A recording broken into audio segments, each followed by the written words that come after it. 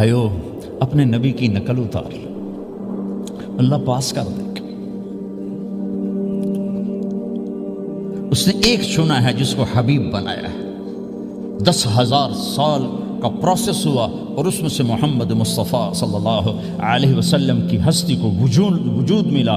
آپ کو آنے میں اتنا زمانہ چاہیے تھا کہ اعلیٰ سے اعلیٰ چیز کے بننے میں دیر لگتی ہے، تو کائنات 10,000 سال گھومی اور تب جا کر میرے حبیب مصطفیٰ صلی اللہ تعالی علیہ وسلم کو اللہ تعالیٰ نے وجود بخشا۔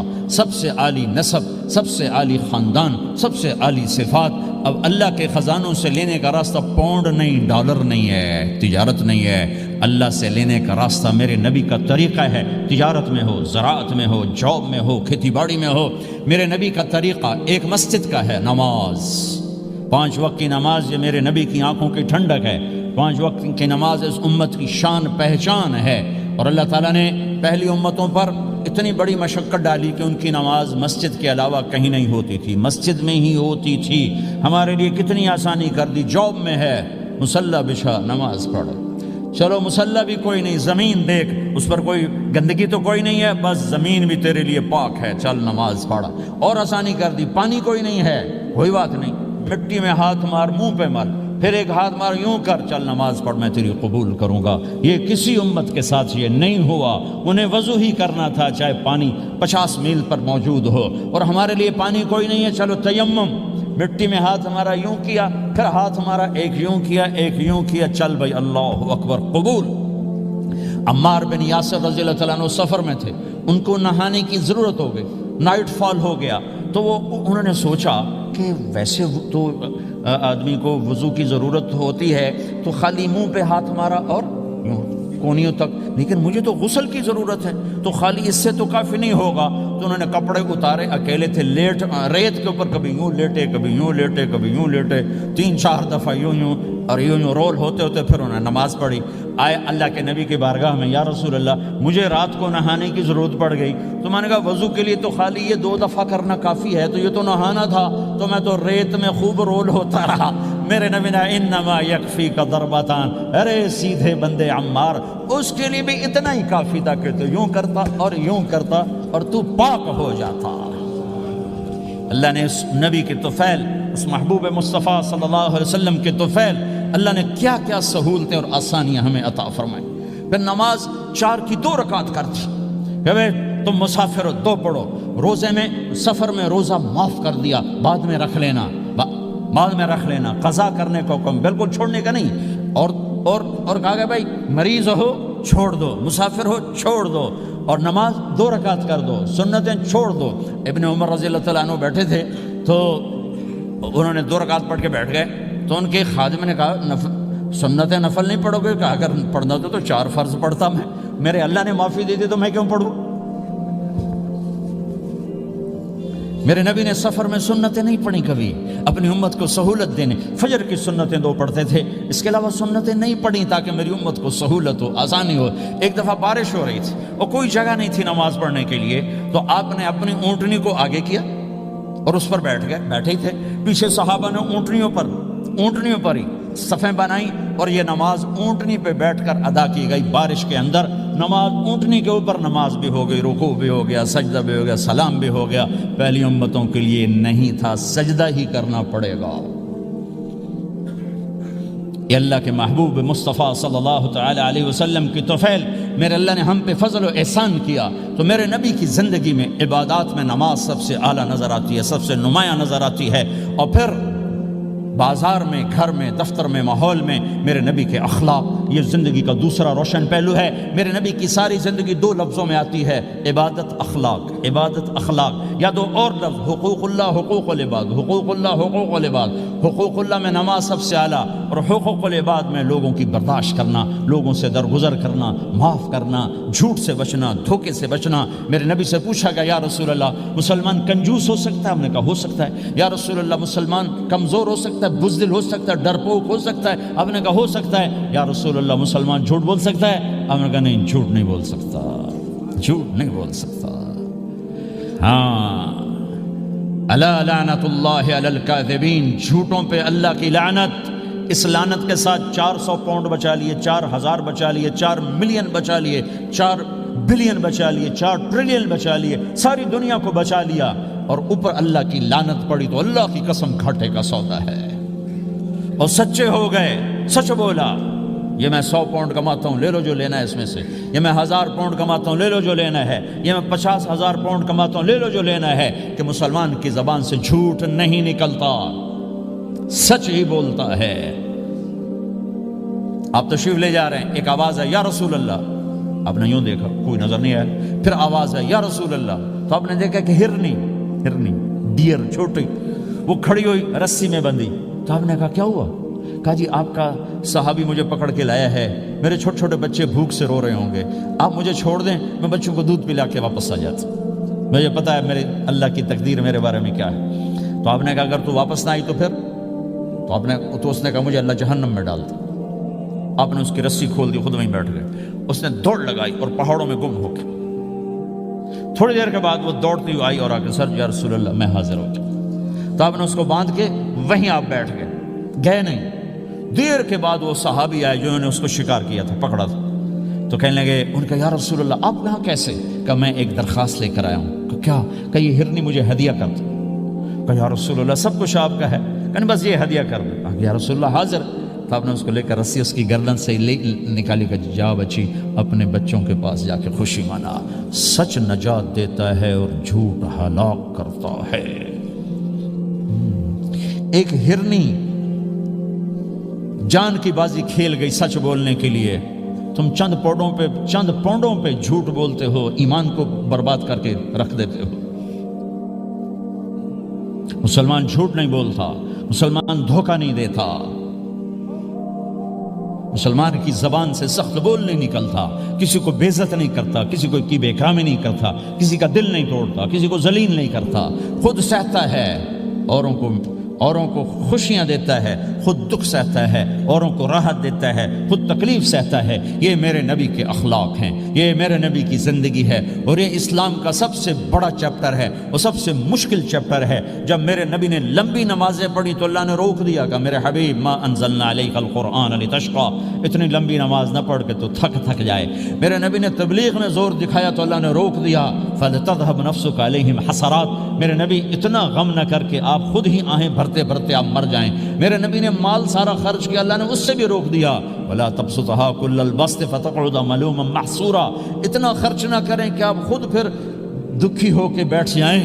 خرچ کرنا بہت بڑا عمل، تبلیغ سب سے سارے عملوں کا سردار عمل، تبلیغ سے بڑا کوئی کام ہوتا تو اللہ نبیوں کو دیتا، اگر تبلیغ سے بڑھ کر کوئی کام ہوتا تو اللہ نبیوں کو دیتا، گشت سے بڑھ کر کوئی محنت ہوتی تو اللہ نبیوں کو دیتا۔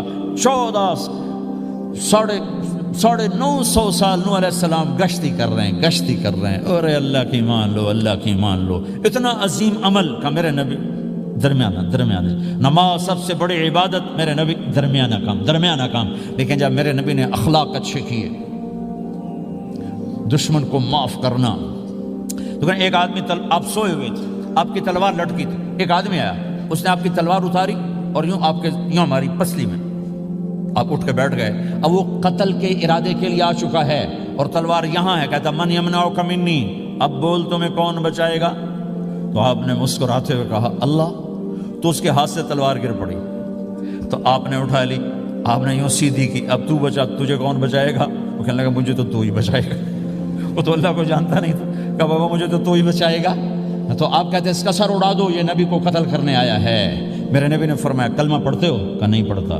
کہا جاؤ معاف کیا۔ یہ میرے نبی کے اخلاق ہیں۔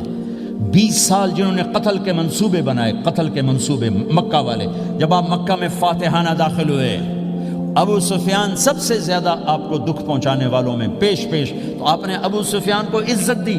جو ابو سفیان کے گھر میں داخل ہوگا اس کو کچھ نہیں کہا جائے گا۔ آپ تو ابو سفیان کو بلا کے سولی پہ لٹکاتے، اور آپ کہہ رہے ہیں جو ابو سفیان کے گھر میں جائے گا اسے کچھ نہیں کہا جائے گا، جو بیت اللہ میں ہوگا اسے کچھ نہیں کہا جائے گا۔ سارا مکہ سامنے، آپ یوں بیت اللہ کا دروازے پر یوں دونوں ہاتھ ایسے ٹکا کے کھڑے تھے۔ پھر آپ نے کہا میں کیا کروں گا اب تمہارے ساتھ؟ تو سہیل بن عمر نے کہا آپ کریم ہیں، کریم کے بیٹے ہیں، تو آپ نے کہا جاؤ میں نے معاف کیا۔ یہ اخلاق آج مٹ چکے ہیں، مردوں سے، عورتوں سے، علم والوں سے، خانقاہ والوں سے، تبلیغ والوں سے، سب زیرو ہوئے پڑے ہیں۔ جب تک یہ اخلاق زندہ نہیں ہوتے اسلامی زندگی قائم نہیں ہو سکتی، اسلامی معاشرت قائم نہیں ہو سکتی، اور دین دو چیزوں سے آگے پھیلتا ہے، ایک دعوت اور ایک اخلاق۔ دعوت اور اخلاق، دعوت اور اخلاق۔ دعوت نہیں ہوگی تو اخلاق وہیں پڑے رہ جائیں گے، اخلاق نہیں ہوں گے تو دعوت کوئی قبول نہیں کرے گا۔ میرے نبی نے کتنے معجزے دکھائے مکے میں، نہیں کلمہ پڑھا۔ بدر میں ان کے 70 مارے گئے، فرشتوں کو دیکھا، جبریل کے گھوڑے کی آواز سنی، کلمہ نہیں پڑھا۔ خندق میں شکست ہوئی، کلمہ نہیں پڑھا۔ پانی نکلتے دیکھا، انگلیوں سے کلمہ نہیں پڑھا۔ ایک بکرے کا ایک بازو پکایا، ایک بازو بکرے کا، ایک اگلا جو بازو ہوتا، اور 40 آدمیوں نے کھانا کھایا اور ایک بوٹی کم نہیں ہوئی، ایک بوٹی کم نہیں ہوئی، کلمہ نہیں پڑھا۔ لیکن جب میرے نبی نے کہا جاؤ معاف کیا تو سارے ہی کلمہ پڑھ گئے کہ واقعہ یہ اخلاق نبی کے ہو سکتے۔ حنین کی جنگ میں جب بھاگے لوگ، شکست ہوئی، تو ایک صحابی کا بھاگتے ہوئے پاؤں ہمارے نبی کا پاؤں پر آیا، اور جوتا سخت تھا، تو آپ نے کہا اوجعتنی، اور آپ کے ہاتھ میں چھڑی تھی، آپ نے اس کو یوں ماری، کہا اوجعتنی، ارے تو نے مجھے کتنا زیادہ درد پہنچایا، دکھ پہنچایا۔ وہ بیچارے پگھل کے رہ گئے اور پریشان ہو گئے، اور فرماتے ہیں سارا دن میں پریشان، ساری رات پریشان کہ اللہ کے نبی کو میں نے تکلیف پہنچائی، اب میرا کیا بنے گا۔ اگلا دن ہوا تو اعلان ہو رہا تھا بھائی جس کا پاؤں نبی کے پاؤں پہ آیا تھا اس کو اللہ کے نبی بلا رہے ہیں۔ تو صحابی کہنے لگے میں نے سمجھا بس اب میری تو دنیا بھی گئی اور آخرت بھی گئی، اب میرے اوپر کیس بنے گا اور مجھے ڈانٹ ڈپٹ بھی ہوگی، میرا کتنا بڑا گھاٹا نقصان ہوگا۔ یہ حاضر ہوئے ڈرتے ڈرتے، تو آپ نے فرمایا میرے بھائی کل میں نے تمہیں چھڑی ماری تھی، وہ مجھے معاف کر دینا، اور یہ 80 اونٹ تمہیں ہدیہ دیتا ہوں، 80 کیملز یعنی 80 پراڈو، 80 رینج روور کا یہ میری طرف سے تمہیں ہدیہ ہے۔ وہ حیران پریشان، یہ میرے نبی کے اخلاق ہیں، یہ میرے نبی کے اخلاق ہیں۔ کانٹے بچھانے والی نے 4 دن آنا چھوڑ دیا، بیمار ہو گئی تھی، تو آپ نے کیا بات ہے، وہ ہمارے راستے میں اب کانٹے کوئی نہیں ہیں، کہا یہ وہ بیمار پڑی ہے جو کانٹے بچھاتی تھی۔ تو آپ اس کے گھر چلے گئے، ماں جی خیریت تو ہے، آپ ٹھیک تو ہیں؟ کہا بیٹا مجھے کلمہ پڑھا دے، بس تیرے اخلاق نے مجھے فتح کر لیا ہے۔ میرے بھائیوں یہ چیپٹر بھول چکے ہیں، بھول چکے ہیں، بھول چکے ہیں۔ جب تک یہ چیپٹر زندہ نہیں ہوگا زندگی اسلامی نہیں بنے گی، معاشرہ اسلامی نہیں بنے گا، اور آگے قوموں کے لیے اسلام کا دروازہ نہیں کھلے گا۔ ہمیں معاف کرنا آتا ہو، ہمیں گالی دینے والے کو دعا دینا آتا ہو، غیبت کرنے والے کی تعریف آتی ہو، اور غیبت کرنے سے، غیبت سننے سے اپنے آپ کو ایسے بچاؤ جیسے زہر سے بچاتے ہو، جیسے آگ سے بچاتے ہو۔ ایک دوسرے کو نفرت کا بول نہ بولو، ورنہ ساری زندگی تباہ و برباد ہو جائے گی۔ میرے رب کی قسم، میرے نبی نے کہا ایک زبان کا بول انسان بولتا ہے اور جہنم کی گہرائیوں میں گر جاتا ہے، اور ایک زبان کا بول انسان بولتا ہے اور جنت کے درجات پر چڑھ جاتا ہے۔ یہ زبان بہت طاقتور چیز ہے، میں ہر بیان میں اس کو دہرا رہا ہوں کہ جتنا یہ عمل ختم ہو چکا ہے اتنا کوئی عمل بھی نہیں ختم ہوا ہے۔ اور ایک صحابی ہیں ابو دجانہ۔ کون ابو دجانہ؟ السابقون الاولون من المہاجرین والانصار، اس میں پہلی صف کے صحابہ۔ کون ابو دجانہ؟ جب آپ حج پر گئے تو اپنی جگہ مدینے کا امیر ابو دجانہ کو بنایا۔ ابو دجانہ حج میں شریک نہیں ہوئے، کہ آپ نے اپنی جگہ ان کو اپنا نائب بنا کے وہاں کھڑا فرمایا ابو دجانہ میری جگہ پر مدینے کا امیر ہے، یہ وہ ابو دجانہ ہیں۔ کون ابو دجانہ؟ جو جنگ بدر سے لے کر آخری حج تک ہر سفر میں شریک ہیں، ہر سفر میں شریک ہیں۔ ان کی ایک بات میں بتانا چاہتا ہوں، پہلے تھوڑی سی ان کی ہسٹری بتانا چاہتا ہوں۔ کون ابو دجانہ؟ احد کی جنگ میں آپ نے تلوار اٹھائی، کہ اس تلوار کو کون لے گا؟ کئی صحابہ کھڑے ہو گئے۔ آپ نے کہا اس تلوار کا حق کون ادا کرے گا؟ سارے بیٹھ گئے، 3 آدمی کھڑے رہے، ایک زبیر بن عوام، ایک عمر بن خطاب، ایک ابو دجانہ۔ ان کا نام ہے سماق بن خرشنہ، سماق بن خرشنہ ان کا نام ابو دجانہ سے مشہور ہے۔ تو آپ نے تلوار نہ عمر کو دی، نہ زبیر کو دی، ابو دجانہ کو دی تھی۔ تو عمر رضی اللہ عنہ نے تو محسوس نہیں کیا، حضرت زبیر نے محسوس کیا کہ اس کو کیوں دی، مجھے کیوں نہیں دی؟ میں مہاجرین میں سے ہوں، میں پھوپھی کا بیٹا ہوں، میں اس سے دلیری میں کم نہیں ہوں۔ بلکہ حضرت زبیر کی دلیری کی تو دھک تھی، جدھر سلوار چلتی تھی کاٹتی چلی جاتی تھی، کہنے لگا میں دیکھوں گا یہ کیا کرتا ہے. تو ابو دجانہ کے پیچھے پیچھے زبیر ہو لیے. تو ابو دجانہ نے جو حملہ کیا تو 3000 کا لشکر تھا, اس کو چیر کے پار نکل کے, پورے لشکر کو کاٹ کے پار نکل کے. اور آگے عورتیں کھڑی تھیں جو مکے کے لشکر کو تیار کر رہی تھیں. نحن بنات طارقی نمشی علی النمارقی مشی القتل بوارقی المسک فی المخالقی المسک فی المفارقی والدر فی المخالقی ان تقبلوا نعانقی وتدبروا نفارقی فراق غیر وامقی. یہ گانا گا رہی تھیں اور ان کو تیار کر رہی تھیں. تو جب ابو دجانہ کی تلوار نظر آئی تو سب بھاگی. ہندا پکڑی گئی تو آپ نے یوں اپنی تلوار ہندا کے سر پر رکھی, انہوں نے چیخ ماری, تلوار ہٹا لی. تو زبیر پیچھے پیچھے کہ یہ کیا کیا ہے؟ جنگ میں اگر کوئی عورت حصہ لے اسے مارنا جائز ہے, ویسے جائز نہیں ہے عورت کو, بچے کو, بوڑھے کو ہاتھ لگانا جائز نہیں ہے. تو انہوں نے کہا تلوار کیوں نہیں چلائی؟ کہا میرے محبوب کی تلوار ہے, عورت کے خون سے رنگین کر کے اس کی شان نہیں گھٹانا چاہتا, یہ میرے نبی کی تلوار. پھر واپس ہوئے, پھر اٹیک کیا اور پھر مجمع کو چیر دیا. سامنے ایک آدمی آ رہا تھا ہاتھی کی طرح, اتنا لمبا موٹا تازہ. تو زبیر کہنے لگے میرے جی میں آیا کبھی اس کی ٹکر ہونا, پھر میں دیکھوں ابو دجانہ کیا چیز ہے. تو اللہ کا کرنا ایسا ہوا ابو دجانہ دونوں آمنے سامنے ہو گئے. تو وہ ایسے شاہ سوار تھے کہ دونوں طرف کے لشکر ذرا تھم گئے اور وہ دونوں بھڑ گئے. ابو دجانہ کے اپنے جوہر, اس پہلوان کے اپنے جوہر, غبار اٹھا, مٹی اٹھی, اور اس کی اپنی طاقت, ان کی اپنی طاقت. انہوں نے ابو دجانہ کو اس نے زخمی کر دیا. ابو دجانہ نے جو جوش میں آ کے ماری تلوار, اس کو لگی یہاں, تو اتنی طاقت سے لگی کہ اس کے نیچے اتر کر 2 ٹکڑوں میں تقسیم کر دی. یوں ماری تو ایک حصہ ادھر, ایک حصہ. پھر یوں دیکھا اور اپنے چہرے سے لوہی کی ٹوپی اتاری. کما ترا انا ابو دجانہ, کیا دیکھ رہے ہو, میں ہوں ابو دجانہ. تلوار صحیح لی ہے میں نے, غلط نہیں لی. یہ ابو دجانہ ہیں. اور جب شکست ہو گئی احد کی جنگ میں, اور پھر 10-12 آدمی نے آپ کو گھیرے میں لیا ہوا تھا, ان میں ایک ابو بکر تھے, عمر تھے, علی تھے, طلحہ تھے, زبیر تھے, سعد بن ابی وقاص تھے, اور سہل بن حنیف تھے, عبادہ قتادہ بن نعمان تھے, اور ابو دجانہ تھے رضی اللہ تعالی عنہم. ان میں سے ایک ابو دجانہ بھی تھے. اور یمامہ کی جنگ میں ابو دجانہ شہید ہوئے, یمامہ کی جنگ میں شہید ہوئے. یہ ابو دجانہ کی تھوڑی سی سیرت آپ کے سامنے آئی ہے. اس کے بعد اب آپ ان کے قول کو سنو تاکہ اس کا وزن آپ کے سامنے آئے. یہ بدر کے شریک ہیں. اللہ کے نبی نے کہا بدر کا صحابی جو مرضی کرے بخشا گیا. یہ صلح حدیبیہ کے شریک ہیں. اللہ نے قرآن میں کہا لقد رضی اللہ, میں ان سے راضی ہو گیا. یہ صحابی ہیں. اللہ نے کہا کلا وعد اللہ الحسنى, اے میرا نبی تیرے ہر صحابی کے لیے جنت کا وعدہ ہے. اور اب یہ کیا کہتے ہیں, یہ کیا کہتے ہیں لوگو, ان ارجع عملی عند, لوگو میرے پاس, ابو دجانہ میرے پاس بخشش کا سب سے بڑا عمل جانتے ہو کیا ہے؟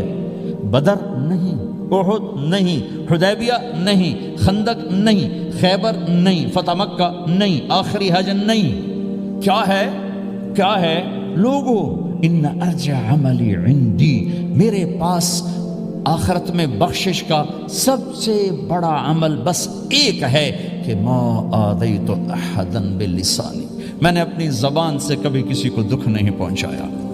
ولا اجد فی قلبی غلا لاحد, اور میرے دل میں کسی کے لیے بغض کوئی نہیں ہے, بس یہ میری بخشش کا عمل ہے. تو بھائیو, نبی کے اخلاق میں 2 چیزیں لے لو, ایک زبان سے کسی کو دکھ نہ دو, ایک دل میں کسی کا بغض نہ رکھو. اللہ کی قسم بغیر حساب کتاب کے جنت میں جاؤ گے. بڑے بڑے جنید بغدادی اور بڑے بڑے معرفت والے تمہیں دیکھتے رہ جائیں گے. تمہاری رفتار اتنی تیز ہوگی کہ تمہیں وہی پکڑ سکے گا جس کا یہ 2 عمل تم سے زیادہ اچھا ہوگا.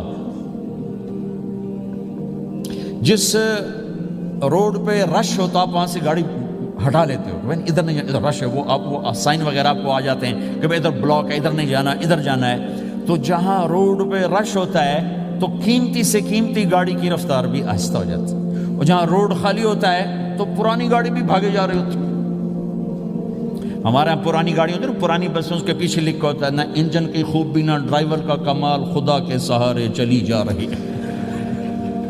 اور جس کے پاس ایسی گاڑی ہو, نہ انجن کی خوبی نہ ڈرائیور کا کمال, تو اگر اس کو روڈ خالی مل جائے تو وہ تو مرسڈیز والے سے پہلے پہنچے گا, رینج روور والے سے پہلے پہنچے گا, بینٹلی والے سے پہلے پہنچے گا، روز رائز والے سے پہلے پہنچے گا، جو وہ تو پھنسی کھڑی، اس کا روڈ ہی خالی ہے۔